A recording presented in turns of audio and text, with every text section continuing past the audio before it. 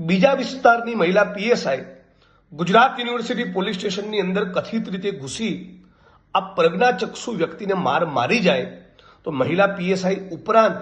Gujarat university police સ્ટેશનના સ્ટાફના કર્મચારીઓ પણ કાયદાની કલમ પ્રમાણે આરોપી બને। ટણીવાળા ટોન સાથે, માફીના ભાવ સાથે નહીં, જાણે ટણી કરતા હોય એવા ટોન સાથે આ પ્રજ્ઞાચક્ષુ વ્યક્તિના ઘરમાં ઘૂસીને એને કહે છે કે જે થયું ભૂલી જાઓ, પતાવટ કરી દો, વાર્તા પૂરી કરો, એવો આખો એમનો ભાવ, એવો આખો એમનો એટીટ્યુડ છે। જે પણ મીડિયાના લોકોએ બાઇટ્સ લીધી, બાઇટ તમે જુઓ તેના પરથી તમને સ્પષ્ટ દેખાય કે શું ગુજરાત યુનિવર્સિટી પોલીસ સ્ટેશનના પોલીસ ઇન્સ્પેક્ટર, એમના સંબંધિત એસીપી, ડીસીપી અને જોઈન્ટ કમિશનર ઓફ પોલીસ કે અમદાવાદના પોલીસ કમિશનર, શું આમની જવાબદારી નથી બનતી કે ગુજરાત યુનિવર્સિટી પોલીસ સ્ટેશનમાં ઘૂસી પ્રજ્ઞાચક્ષુ વ્યક્તિને મારનાર અમદાવાદ ગ્રામ્યના પેલા મહિલા પીએસઆઈની સામે ગુનો દાખલ કરીએ?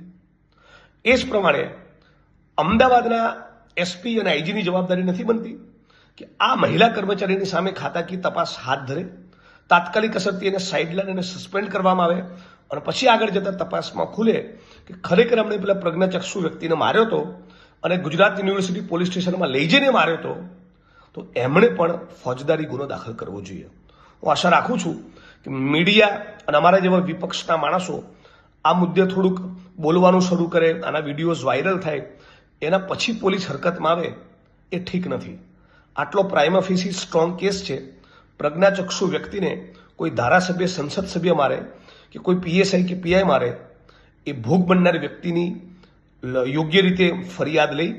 મારનાર પીએસઆઈની સામે ગુજરાત યુનિવર્સિટી પોલીસ સ્ટેશનમાં ફોજદારી ગુનો દાખલ કરવામાં આવે એવું માંગ કરું છું।